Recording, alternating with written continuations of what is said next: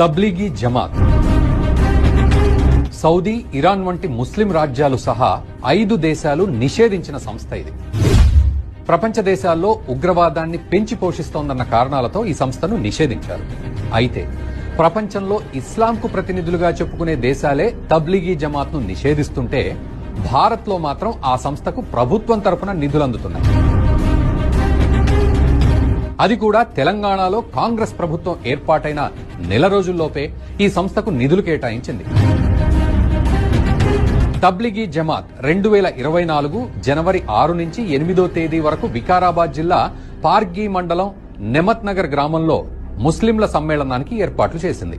దీనికి ప్రభుత్వం తరఫున ఏర్పాట్ల కోసం రేవంత్ రెడ్డి నేతృత్వంలోని కాంగ్రెస్ ప్రభుత్వం 2,40,00,000 రూపాయలను మంజూరు చేసింది.